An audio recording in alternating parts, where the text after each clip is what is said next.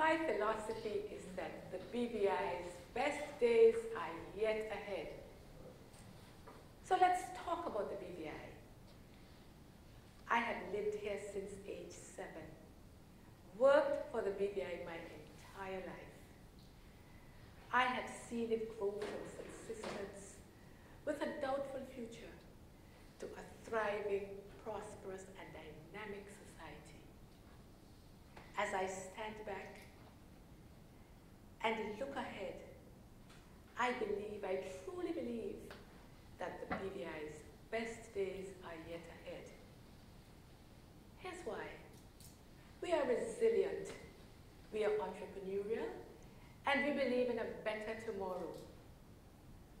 These elements are at the heart of our philosophy as a people. When disasters strike, we come through. We have proven that time and time again. 2 of the most powerful hurricanes to ever hit any country, we came through. The COVID pandemic that took too many of our people, shuttering and shattering significant parts of our economy. We came through. A COI that questioned our governance, that struck at the very heart of our society and our reputation. We will come through. 5 rough years, 5 dark years, 5 years that required us to dig deep, and dig deep we did. The basic honesty, strength, and the penchant for hard work of the vast majority of our people affirm my philosophy that our best days are yet ahead. We will be stronger because of how we came through it all. Survival. Praying together in ways we had never done before. Helping each other. Rebuilding together. And what at times has been a painful form of truth and reconciliation. My belief in the BVI is not mine alone. I tested my philosophy with 4 of the most successful business people in the territory, asking each of them the very same 18 questions. Got different answers, except for one. Are BVI's best days yet ahead? Yes, every time. Because those people can understand how the BVI's people and its economy developed. Many of you would recall the BVI as a purely agrarian economy with little infrastructure and heavily reliant on remittances from abroad. I remember in my early days having to carry water on my head before school to provide the necessities that we now take for granted. The British proposed 3 options later on for securing our self-sufficiency and ending their granting aid. Evacuation, amalgamation, or development. Much has been made about evacuation so that the BVI could become a bird sanctuary. Or amalgamation, perhaps with the USVI. But development through tourism with agriculture and fishing was seen as the quickest route to end our reliance. Dared we dream even then that our best days were yet ahead? We did. We all know that political and economic advancement go hand in hand. So while we tried to secure our financial independence, constitutional advance was recognized as needed. And so a ministerial system of government was adopted. The vision and leadership of the first Chief Minister, the late Honorable H.L. Stout, elected on the basis of that constitution, transported the BVI into a modern economy. So by the time I left high school, we had phones, we had running water, and we had surfaced roads. 10 years later, we were out of grant and aid. So we could manage our own internal affairs, and we could chart our own economic future. Think big, my boss, Mr. Stout, always boomed. Prepare to compete not with the Caribbean, but with the world.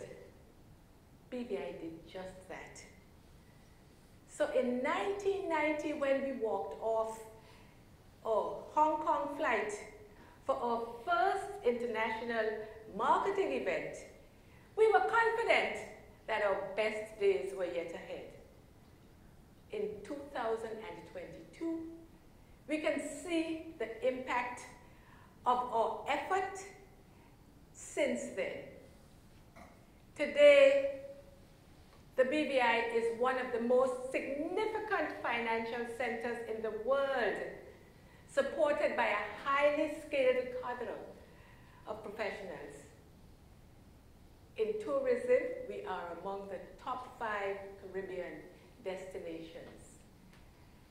And so went the BVI's economy, year-on-year growth. For 3 decades, the BVI played a pivotal role in the global financial system. We boasted a balanced and a sustainable economy firmly rooted in the twin pillars of tourism and financial services. What was more important, perhaps, we ran a surplus in excess of 40 million on our trade account. We always punched above our weight, confident that our best days were yet ahead. And then, on the 6th of September 2017, the inconceivable happened. Hurricane Irma, with winds as high at times as 200 miles per hour, caused catastrophic destruction. Next morning, we beheld a bombed out, browned out country, surrounded by a sea the color of mud. Much of what had taken us 50 years to build was decimated in under 4 hours. In the days following, there were lots of tears. And we grieved for those we lost. But the indomitable spirit of the BVI people was never broken. The subsequent physical and economic recovery was driven by government, businesses, and the communities on the ground. So today, a visitor might well ask whether the images that flashed around the world of the destruction were exaggerated. They were not. You see, God is a BVI lander. So we are back, and it is full steam ahead. I confess that there are days when I question my own philosophy. You see, today, perhaps more than ever, we are in a fight for the soul of the BVI, our young people. Every year, roughly 300 of them graduate from our high schools. Many go on to tertiary education before returning to the world of work. It was Gandhi who said, we must be the change we want to see in the world. I borrow Gandhi's wise words, adding, we must prepare those young people to be the change we all want to see in the world. That must be our legacy. In similar vein, the 4 business people, while affirming that our best days were yet ahead, had a caveat. It will require lifting up, mentoring, and empowering our young people. We must pivot them towards strong entrepreneurship for meeting their ambitions and fulfilling their dreams. Our young people often face dangers and temptations common throughout the world. While many of them understand that the road to success is based on hard work, discipline, and self-application, it can be easy to be tempted into making a quick buck, living ostentatiously, sadly at times facilitated by the drugs trade. A sound education that includes sustainable development and financial literacy will put our young people on the right path. Their economic empowerment will show them how to determine their own futures, building generational wealth. With these capabilities, our young people will also maintain the values that support their communities. Mentorship is critical, especially when we put our money where our mouth is. So, how about buying an accounts notebook for that young person with a car wash business and showing them how to keep track of their earnings before opening a savings account? Better yet, how about mentoring that person into turning that successful business into a franchise? Entrepreneurship is part of BVI Landers' DNA. So check on our young men and women regularly, and we can be assured that our best days will be ahead. Since the pandemic, tourism has come roaring back. So now is the time to develop it in a sustainable fashion that benefits the whole of the BVI. By providing high-value services, by expanding our facilities and improving our customer service, we will show our young people how to gain competitive advantage and build a successful career path in the sector. So tourism leaders, including you amongst us, get cracking and lead with a positive, can-do attitude. A word of warning though, none of this will succeed unless we protect our vital ecosystems.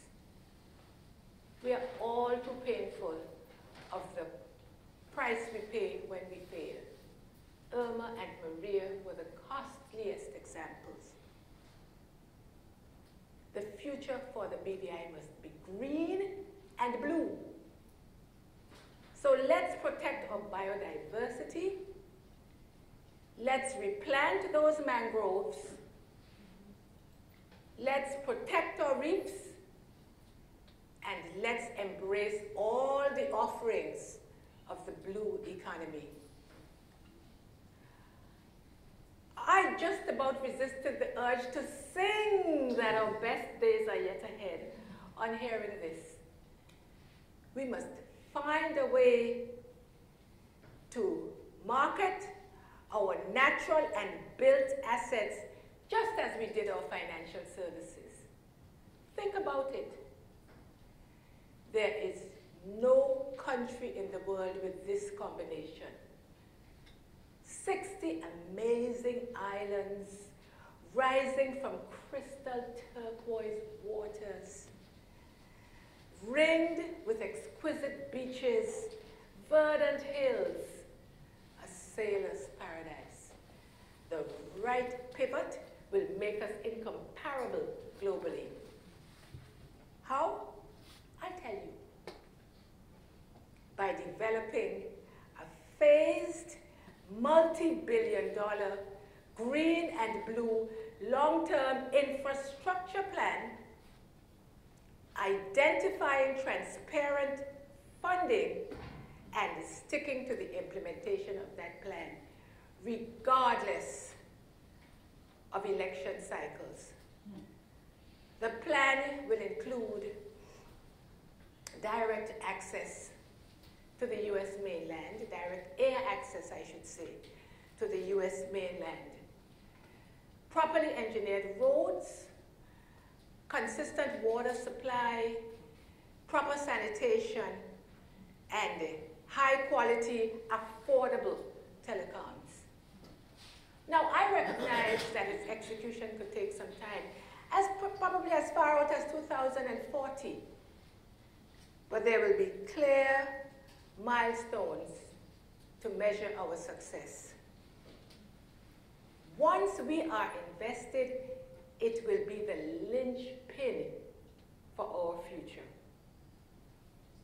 Commitment to that plan by government and the citizens alike will guarantee that our best days will be truly ahead. Many of you know that I spent my more recent years helping to develop the financial services sector.